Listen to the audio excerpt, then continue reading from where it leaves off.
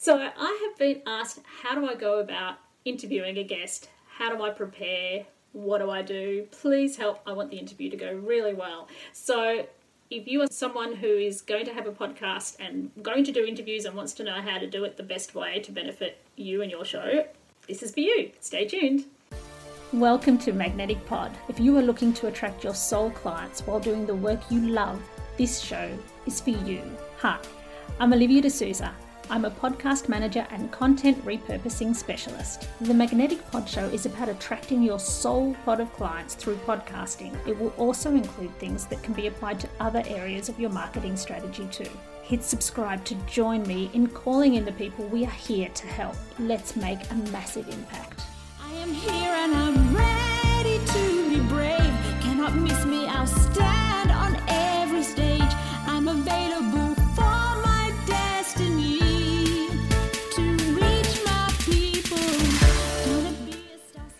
Now, before we get into it, make sure to hit the subscribe button so that you will get future episodes and you will learn tips and tricks that will help you with your podcast and help you with lead generation and your business. Okay, let's dive in. All right, so if you're going to have guests in your podcast, you want to make sure that it benefits you and benefits your listeners. So think about your strategy. For example, my first podcast, I had guests. The basic reason that I had guests is because I was working for a stationery company and I was using the podcast as a way to network with my target audience. They were in the Chamber of Commerce and people in our local business network. It was a way to become prominent in the community. So it suited me to interview people and let them share their knowledge, let them shine, let them get leads from it, but also become known myself. And out of doing that, I got invited to do speaking gigs. I was invited to do a workshop. I didn't even have to ask. I just became known. And so those networking and business opportunities arose out of doing interviews. So think about why you're doing interviews. Is it because you want to leverage in that way, or you can also use it as a way to get on other people's podcasts as well so that you can borrow each other's audience and benefit that way. So from the point of view of your podcast and what benefits your podcast, you need to be thinking about your audience and what's in it for them. So if you have a guest, it needs to be relevant to your podcast and offer value to your listener. Okay, so choose well. So obviously if they're high profile, that's great and you get the benefit out of them sharing it. Hopefully they will share it. Don't forget to invite them to share it. But also, even if it's not high profile, if they've got really great quality content, that's really valuable too.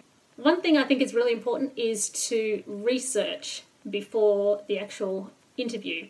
So if you're do some background research, Google them, read their bio. If they can send you stuff, that's great. If they've read a book and you're willing to go that far, it is really beneficial to read the book. I know I have read books for people that I've interviewed and it's made such a difference because there are questions that I would not know to ask unless I'd read the book. There were issues to bring up. You can definitely go deeper if you've got some background information. If you watch people like Andrew Denton, like Mike Walsh, if you watch them and take notice, you will notice that they bring up stories because they've already had a bit of a chat to the person and they already know what they can draw out in the interview. When you introduce them, you can write your own bio for them. So you can get a bio from them and tweak it in a way that adjusts it and makes it suitable for your particular listeners and relevant to them. So I would say be prepared with the core questions that you plan to ask them. That makes you feel prepared, you're organised, and you can let them know beforehand what you're planning to ask. However, over and above that, you don't want to be interviewing them, checking your notes, thinking about what the next question is. The number one thing that I recommend when interviewing is to listen.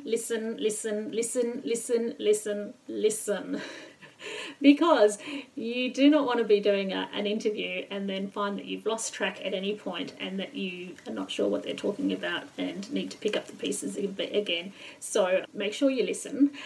And also from listening, basically, I love the idea of listening and then digging deeper. So some things you can do to dig deeper is I like to ask people to backtrack. They might be telling a story and I'm wondering, oh, can you backtrack and tell me how you got to that point? It just opens up being able to tell a story. One question I've asked, which you would think might be a bit of a hard question to answer, but I've always found I've got the most fascinating answers, is just to say, who is, and then their name. And then they go, oh, wow. And they have to really think, and it ends up being quite a deep and meaningful answer. So that one's really interesting one. Obviously, we know about closed and open questions, I would think most of us. So closed questions are things that are answered with yes or no. So where you can, try to avoid those. Ask questions like how or why. They open up into stories. And apart from that, those would be the main things I would recommend. But there's also technical preparation, like let them know that if they have a microphone, that would be great. Recommend for them to have good lighting, like a ring light, or to be in front of a window so they've got natural sunlight. Downlights are terrible, they're so unflattering. So those kind of things, and just ahead of time kind of the things that you plan to ask them. Also for them to supply their contact details. I usually would finish off an interview saying, is there anything else that you wanted to add before we wrap up? And then invite them to share their contact details, put all of those in the show notes. And basically that's it in a nutshell.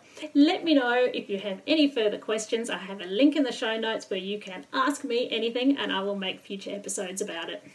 Don't forget, if you want to know what equipment you need to get started with a podcast, I have got my must-have, best favourite items to have.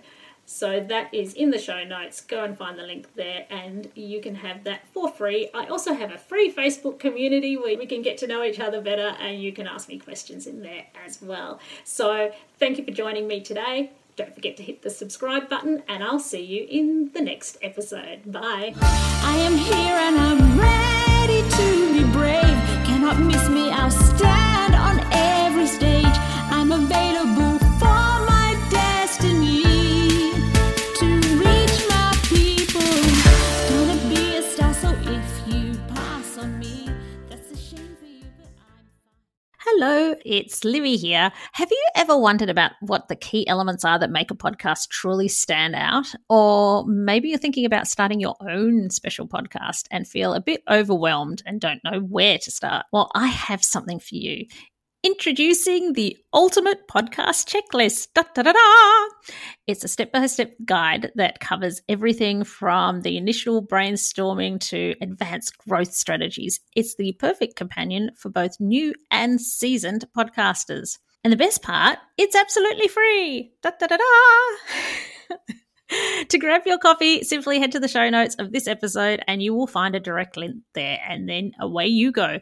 Remember, every podcast started with that initial spark and the right resource, so let the Ultimate Podcasting Checklist be yours.